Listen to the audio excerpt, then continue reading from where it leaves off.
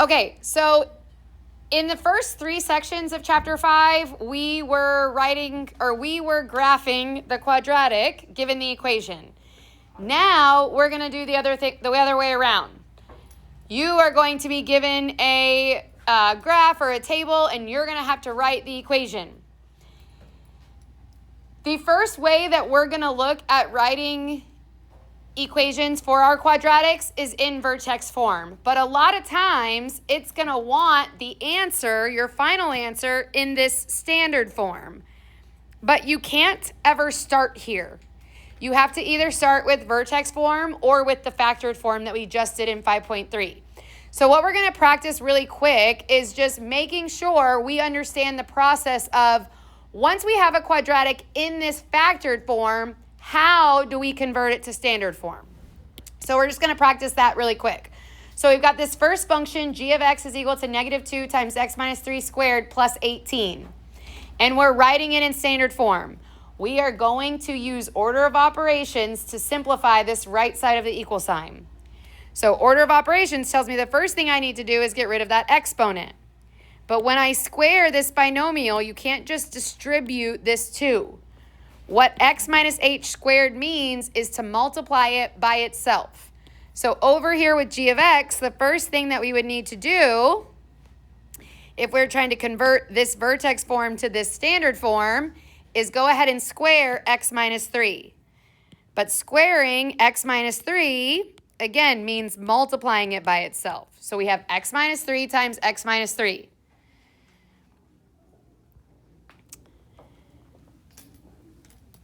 So we're going to go ahead and use that FOIL method first. We did this earlier in the year where we multiplied these binomials. So we would do x times x to get x squared. And then we would multiply that x by the negative 3. So that's negative 3x. Then you're going to come back and do negative 3 times x and have another negative 3x. And then negative 3 times negative 3, which is a positive 9.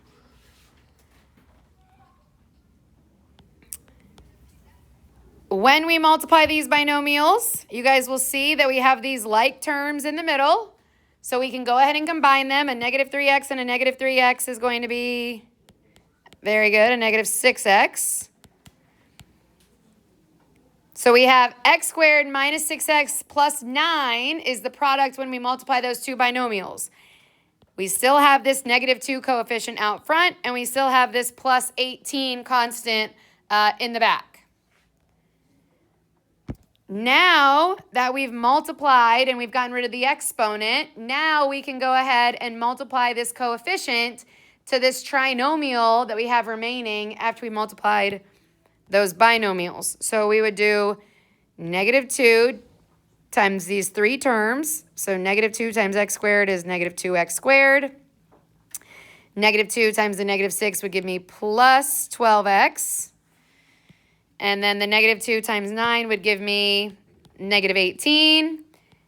Drop down this constant that I still have left, and then that would be your last step. You would write this in standard form by combining your like terms with c here. And in this case, when we combine the negative 18 and the positive 18, those are going to cancel out. So g of x in our standard form is equal to negative 2x squared plus 12x. And that's standard form of that vertex form of our quadratic. All right. I have this next one set up as like a you try, but we're just going to go ahead and move through it together. But that way you have 2 examples in your notes and not just one. So again, this function is given to us in our vertex form, and we're going to convert it to standard form. So using order of operations, the first thing we're going to do is get rid of this exponent. And so that means we're going to square the x plus 4, which means x plus 4 times x plus 4. And then we'll use that FOIL method. So x times x is x squared plus the 4x. Then come back, multiply 4 by x, you get another 4x. And then 4 times 4 is 16. We've got our like terms in the middle. So when we combine 4x and 4x, we've got 8x. Very good. So x squared plus 8x plus 16. When we multiply those binomials, then I'm going to bring down that coefficient 1/2, and then I can't forget that constant -9. Now that I have squared the binomial, I can go ahead and distribute this 1/2. So we've got 1/2 times x squared plus the 4x plus 8. And that last step now, I can combine this +8 and this -9. So in standard form, my h of x function would be h of x is equal to 1/2 x squared plus 4x minus 1. Very good. H of x is equal to 1/2 x squared plus 4x minus 1. And most of you worked ahead of me on that problem, so that makes me feel good. We know how to convert from one form to the other. Very nice. Okay, so then now let's get into the real meat of this lesson, which is how do we write equations of quadratics? So I'm going to show you two different ways, because sometimes what you will be given is your vertex, and then there'll be other times where maybe you don't have a vertex, but you know another key feature. So if we have the vertex and another point, we can use vertex form to help us write the equation. So as a reminder, here's what vertex form is. And the reason why we can use this is because given the vertex, we have values for h and k. And then if we have another point, we have a value for x and y. Remember, f of x is also just y. So if I'm able to plug in a numerical value for all of these variables, that's going to allow me to solve for a, which is the only thing I don't know right now. Okay? So the first thing you want to do is go ahead and identify what, oh man. Well, I went to fix a typo and I fixed the wrong typo, so this is very annoying. So erase this and put vertex. Wow, so annoyed with myself. So the first thing you want to do to write the equation in vertex form is identify that vertex and the other point. So we can see our vertex down here is our minimum. So remember, the vertex is the hk of the function. And then the other point that we're given is this point up here, 5, 3, and that's going to be a coordinate that we can use those x and y values in our vertex form. So then what we're going to do now is plug these 4 numerical values, substitute them in for where they'd go in this vertex form, leaving me with just a. So now I can solve for the value of just that one variable because I've plugged in values for everything else. So the y value is 3, so we'd plug in 3 equals, again, we don't know a, that's what we're trying to figure out, times the x value is 5 minus 5 minus the h value is 2, so 5 minus 2 squared, and then plus k, but instead of putting plus -6, I can just do -6. So now what I'm going to be able to do is some simplifying and some inverse operations so that I can isolate this a and find the value of a. And once I have the value of a, I can write the quadratic in that vertex form. So I like to kind of do multiple steps at one time here. The first thing I'm going to do is move this constant -6 over to the other side. So I would add the 6, just like any equation. Whatever we do to one side, we have to do to the other.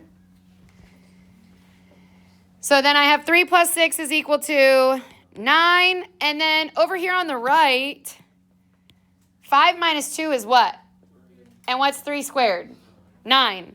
So this is 9a is equal to 9. Which means a equals, yeah, I hate when we do all that work and a equals 1. Now that we have a value for A, we have a value for H, and we have a value for K, we can write the equation in vertex form of this quadratic. So this quadratic's equation in vertex form would be y equals, we don't need to put 1 for A, so we can just plug in x minus 2 squared minus 6. So again, this is the vertex form.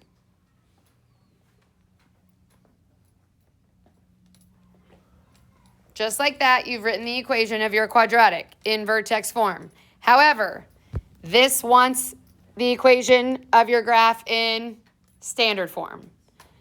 So now that you have gotten that equation in vertex form, you can just use that conversion that we just practiced to go ahead and convert that to standard form of a quadratic.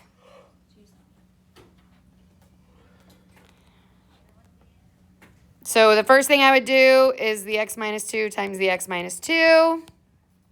Again, you guys seem to get this pretty easily, so I'm just going to move quickly through that. Negative 2x, come back, negative 2x. Negative 2 times negative 2 is a positive 4.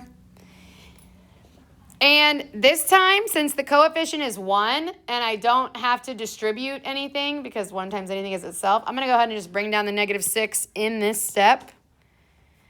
And then I can combine all my like terms at the same time, saving me a little bit of time. So then the standard form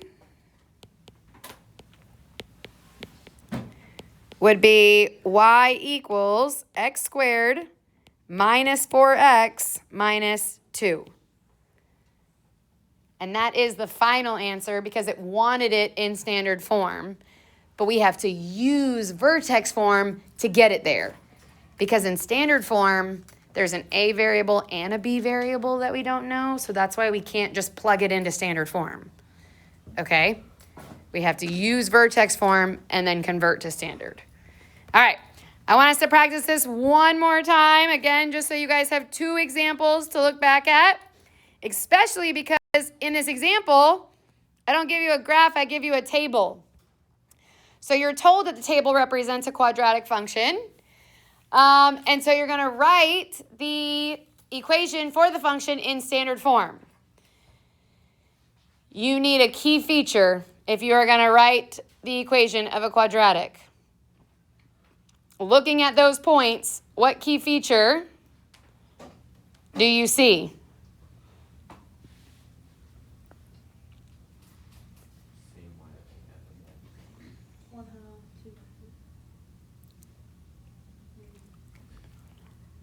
Yeah, look at those output values. What do you notice about those output values that give away something?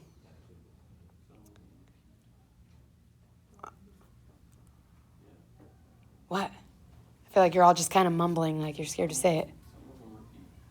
Yeah? Well, yeah, but that doesn't help me pick out a key feature. We've made tables to plot quadratics. What are you seeing here in this table?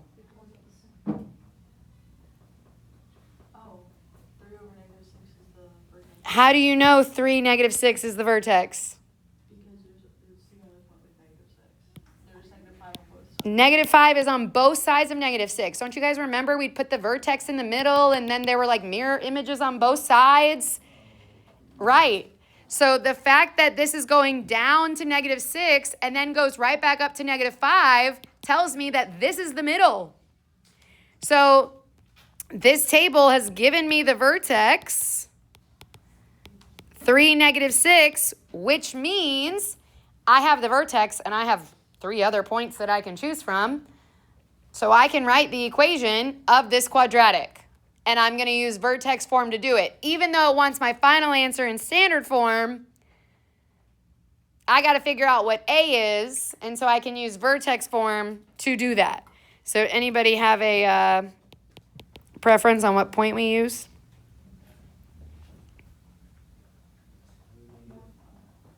Two, negative 5 is what I heard.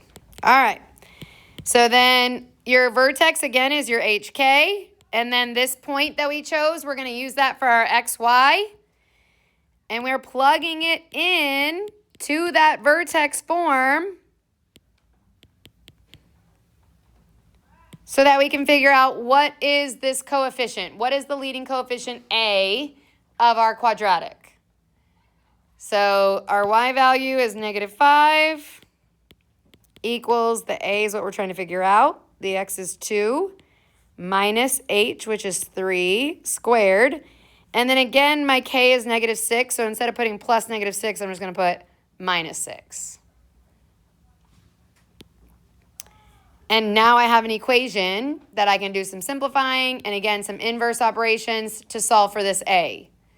So like I said last time, I like to kind of do this in the same little step. I'm going to add the 6 to both sides to get rid of that constant. So -5 plus 6 is 1. And then I can also simplify this at the same time. 2 minus 3 is -1, and what's -1 squared? 1. So unfortunately, we've done all that again to get A is equal to 1. So now that I know A and I know the vertex, I can write the vertex form of the equation. I need A and I need the vertex. So the vertex form of the equation is y equals x minus 3 squared minus the 6. You can put the 1 there, but you don't need it.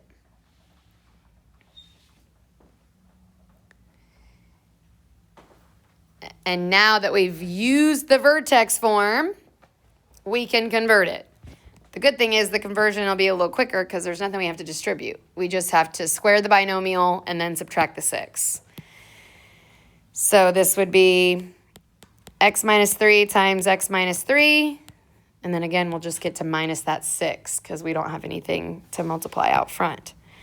So x times x is x squared, -3x, -3x, and the -3 times the -3 is a +9. Bring down that -6. We can combine these like terms. And in standard form, our equation is y is equal to x squared minus 6x plus 3.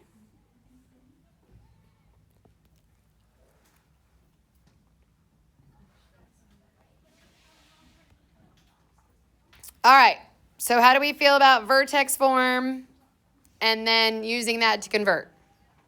Pretty good? Okay, last way we're going to look at today is what if we don't know the vertex, but instead we're given the x-intercepts? So if we don't have that turnaround point, but we have the x-intercepts, we can use this last form of our quadratics that we looked at, which is our factored form or that intercept form. Because again, if I know a point, which remember that's the y, then I can plug in something for y, I can plug in something for x, and I can plug in my p and my q, which will allow me to find the a. And I promise these a's are not 1, so we won't feel like we're doing the work for nothing. So if you look at your graph, we are given these two x-intercepts, which means the p value is -6 and q is 2. And then the other point they give us is right up here, so we're going to use that to substitute in for x and y. So when we write this, plugging everything in to this factored form,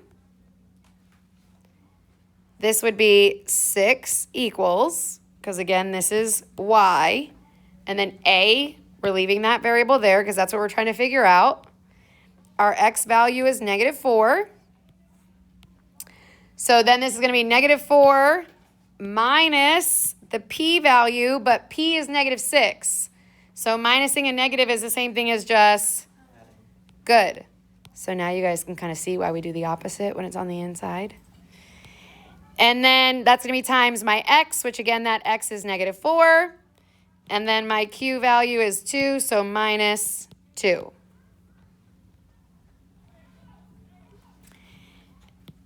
Now we can go ahead and simplify in these parentheses, do the multiplication, and then that's going to allow us to solve for a. So what is -4 plus 6? And -4 minus 2? -6. Very good. So then when I multiply those 2 times -6 is -12. So I get -12a is equal to 6. Very good. So then I divide by the -12, which means a equals -1/2. I'm going to redo that too because that got funny.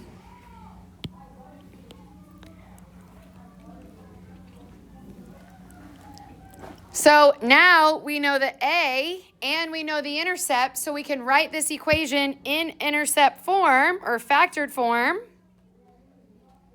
So in factored form, your equation would be y is equal to -1/2 times x plus 6 times x minus 2.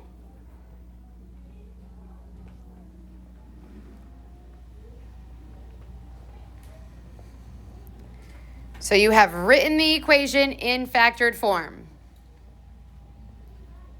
Unfortunately, how does it want your final answer? In standard form. So when we convert to standard form, it's very similar to vertex.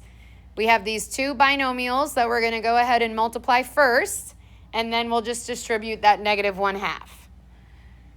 So when we go to plug it into standard form, I'm going to multiply, do my little FOIL method. So x times x would be x squared. Then we get -2x plus 6x and minus 12.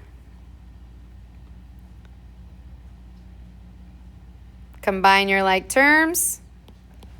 X squared plus 4x minus 6. Not 6. I don't know because I was jumping ahead. Sorry. And then, now that I've multiplied those two binomials, I can go ahead and distribute that -1/2. So when I distribute the -1/2, standard form,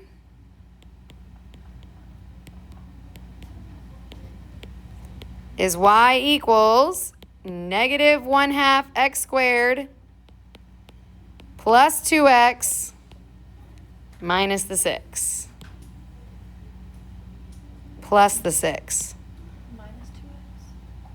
Minus 2x. Thank you.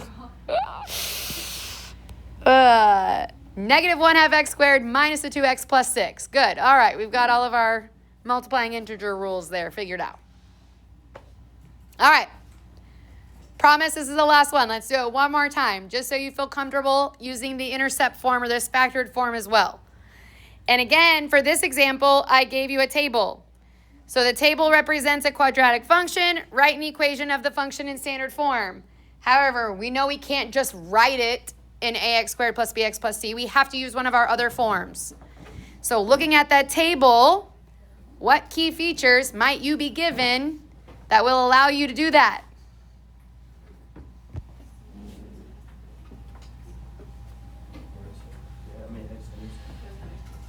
Yeah, louder so people in the back can hear. What are the x-intercepts? You are given the x-intercepts in this table. We definitely aren't given a vertex. The vertex looks like it's probably somewhere in the middle here, the way this mirror image happens, but we don't have it, but we have our x-intercepts.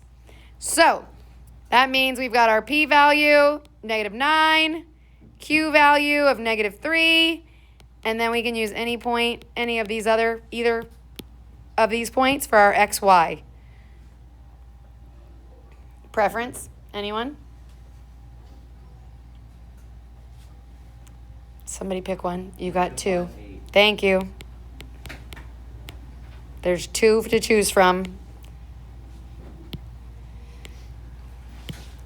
So this is our XY, and then we've got our PQ, and we will plug it into that factored form, which looks like this. And I did just, did I tell y'all this already? I did get what y'all's reference sheet will look like, and all 3 forms of the quadratics are on there. You would have to know how to use them, but you don't have to have it memorized. You just have to know, like, oh, I can use this to write the equation. Okay, cool. All right, so plugging it in, we've got 8 equals A, and then we'll plug in -5 for X, minus, but again, instead of doing minus and -9, we would just do plus the 9. And then -5 minus, our Q is -3, but instead of doing minus and -3, we'll just do plus 3. So then let's do some simplifying. -5 plus 9 is 4. And -5 plus 3 is -2. 4 times -2 is -8. So I have 8 equals -8A, which means A equals -1. And that is important. That's not just a positive one. That's a negative one, which flips our quadratic over. So if we take this A value now and plug it back into this factored form, then the equation for this table would be y is equal to negative x plus 9 times x plus 3. Because I plugged in my A, I plugged in my P, I plugged in my Q. So if it just wanted it in factored form, you'd be done. You found A, put it in factored form, it's done. However, I made this, they wanted it in standard form. So we get to practice converting one more time. We are going to multiply our binomials, then all we'll have to do is multiply it by a -1. So let's use that FOIL method. X times x is x squared plus 3x plus the 9x plus 27. I'm going to go ahead and combine these like terms before I distribute the -1. So I would have x squared plus 12x plus 27. And then again, now I have that -1 out front, that now that I've multiplied those binomials, I can go ahead and distribute the -1. So I would get in standard form, y equals -x squared minus 12x minus 27. All right. See what I mean? How like none of the steps are hard.